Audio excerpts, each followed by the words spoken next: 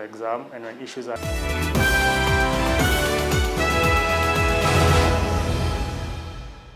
So my name is Joseph Kibwanga Mwangome. I'm a father of two. I think that's very important. I'm a single dad of two, a 13-year-old boy and a 10-year-old girl. Part of my agitation for this is because my son really wants to be a lawyer, and he always mentions it to me, that one day, Daddy, I'll be a lawyer and we will relocate from here to Karen. So he has that beautiful aura of how a lawyer's life will be. It's so hard that I find it so hard to tell him the truth of the situation that we are faced with right now. So my name is Anthony Ndishu. I am a lawyer by profession, having graduated in 2021. I finished KSL in 2023, and so now I'm just practically in purgatory between finishing KSL and clearing with CLA, which means I have one exam that's keeping me there. My name is Ivy Moturi, and I am a lawyer. Upon my first sitting, like I said, I passed in 5 and failed in 4. I am fully sponsored, and so my sponsorship is purely premised on how best I perform. It has been the case since I am from a children's home. So I got my sponsors right from when I was in a children's home, and we had that culture. So they took me to a good high school, they took me to a good university. When I failed in the first attempt, it was so hard for me to inform them that I have failed, because I knew I needed to resit. And at first it wasn't a shock for me, because somehow we had been prepared by the people who had gone through CLE at first that things are always not rosy. The Council of Legal Education, what it does ideally is, one, approves a curriculum for all universities in the country offering the law degree, and then the curriculum for the Kenya School of Law, and then offers the exam for the Advocates Training Program. So now the effect of that is, if you keep repeatedly failing, it means you need to pay for a remark or a receipt every other series or every series, which is of course a financial strain. There's also the being held back in terms of progression in careers or in the law career, meaning you can't be an advocate. So you end up you either move completely to being a consultant, or if your dream is to become an advocate, you receipt the paper. If not, then you are stuck in that limbo I talked about in the beginning. Kuanguka si shida, but there are no avenues for us to improve. We don't have booklets to get feedback. We don't have marking schemes to get feedback. So you're just trying again without any assurance, yeah. So the petition covers all those irregularities we experienced in the April 2024 series, and we were asking for a review of our booklets so that we can be able to verify the results. I found it hard to inform my sponsors, but nevertheless I gathered the courage and I informed them. Of course, I used that language that it's really not easy to pass on all the papers at once. They were kind enough. They opted to pay for me for the first receipt. So they paid for the 4 papers. I resat the papers and failed all of them again. So from then it was clear they couldn't pay for me anymore. They sent an email declaring they are pulling out. I had my children with me. They are both in school. I have this postgraduate degree in law that I'm chasing. So I had to divide between my children and my education, my children's education and my education. And so I couldn't pay for all the 4 again. So I paid for 2, so that the remaining amount, I sacrificed it for my children's school fees. So I sat the 2. They all came as failed again. So for the second time, I paid for the other 2 that I had not sat. And remember, I pay for the papers, then pay for tuition classes, so as to prepare adequately for these exams. And the tuition classes are equally as expensive, because I think it costs about 100 a day. And you have to prepare like 3 months prior to the exam. So I resat the second batch. They all still came as failed. First came with a 48, so that was 2 marks below the pass mark.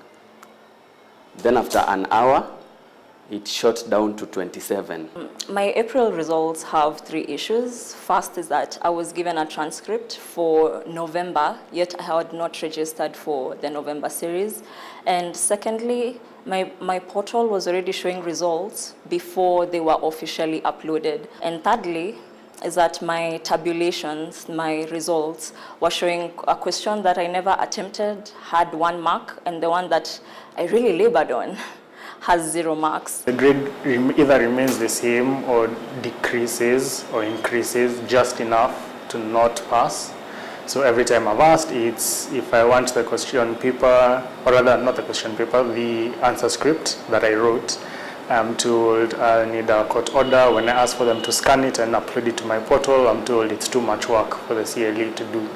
The deadline for paying for remark is next Monday, and they have not addressed the issues. So we went to the demos, and while we were there, they weren't aware that we were coming. They were aware that their commitments, they have told us, and they have not fulfilled them. So when we got there, they called cops in plainclothes uniforms, and the cops were taking us away.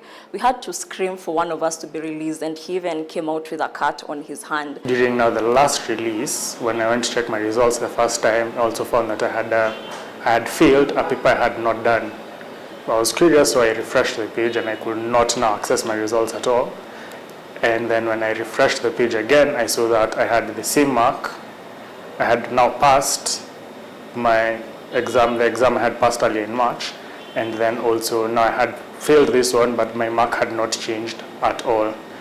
And then now when I checked again, my mark had reduced by 8.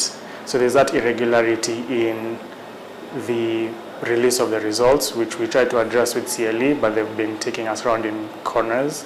For several exams, we've been seeing tender notices or tender invitations for people to supply food and copious amounts of alcohol for markers during the exam. And when issues are raised on whether this will affect the marking, CLE just brushes it under the rug. And then there's also the matter of people being solicited for bribes. So all these bring question to, is this really my mark, or have I just become a money-making scheme for the council? I find it very odd that CLE is a public institution, yet it is consistently obscuring the avenues for us to keep it accountable. It's an examiner, and it says that it's looking out for our best interests. But us as students, they have not provided for us the policy basis for the high remark fees. They have not provided for us the policy basis for not providing us with booklets. They're saying data protection, but it is my own data that I'm looking for. Personally, I understand how a dangerous a step this is even for me, because we understand there are issues of victimization too. But this is no longer for me. This is for my child, for that person at the village who wants to be a lawyer, who believes being a lawyer will elevate them and their families from wherever they are. Right? My dream for being a lawyer is just because I enjoy solving problems, I enjoy seeing how things work, and I enjoy helping people just generally with problems that either seem too difficult or too complex for them to solve. So being a lawyer gave me an opportunity to be an impartial umpire, that I can hear both sides of the stories and provide a solution or make each side understand each other's perspectives so that we can have a more harmonious society. It's very idealistic, but I know it is possible. It's been really derailed because now I am unable to access the market properly, because in as much as maybe I would like to be doing pro bono things, the farthest I can take your case is just writing a pleading, and I can't even file it in my name. I can't represent you. And the advocates that are there in the market, the workload is a lot. So if we are conditioning the upcoming advocates to be okay with certain levels of corruption, I wonder how long it would take before we see the full materialization of the revolution. NTV reached out to the Council of Legal Education to get their right of reply. The CEO, Jennifer Gitiri, through a representative from her office, referred us to the chairman of CLE, Collins Odote, who then directed us to speak to the CEO. None of them offered a response to the issues we raised to them verbally or via email. This is the last stage that an aspiring lawyer will make by being admitted to the bar. However, for many young aspiring lawyers, they say that the Council of Legal Education has broken their dreams. The problem is not failure, they say, but a process that is fraught with irregularities. Ngena Kirori, NTV, Nairobi.